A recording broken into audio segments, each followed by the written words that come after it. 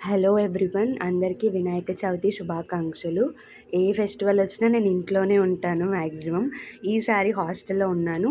So హాస్టల్లో వినాయక చవితి చేద్దామా అని చెప్పి చిన్న ప్లాన్ అనుకున్నాను.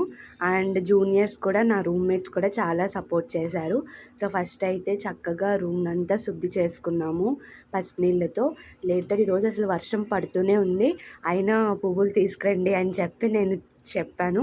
వాళ్ళు వెళ్ళి పువ్వులు, గరిక 2 తెచ్చారు. గరిక పువ్వుల్ని కూడా శుద్ధి చేసుకొని పక్కన పెట్టుకొని, తర్వాత వినాయకుడిని మేము ప్రతిష్ఠించుకున్నాము. బియ్యము అదంతా కూడా ముందుగానే సిద్ధం చేసుకున్నాము ఫ్రెండ్స్ని అడిగి. అలాగే ప్రసాదం ఏం పెట్టాలని చాలా ఆలోచించాను.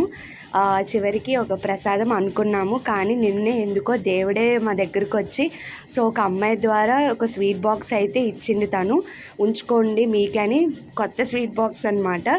సో ఆ లడ్డూలే దేవుడికి ప్రసాదంగా పెట్టాము.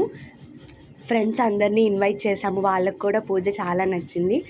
పువ్వులతో పూజ ఆరంభించి, అక్షతలతో అష్టోత్తరం చదివి, గరికతో పత్ర పూజ చేసి, గణపతి వ్రతకథ చదివి, అక్షంతలు వేసుకొని మా కాలేజ్లో పెట్టిన గణపతి దగ్గరకు కూడా వెళ్ళి ఆయనకు కూడా నమస్కరించి రూమ్కి అయితే వచ్చామన్నమాట.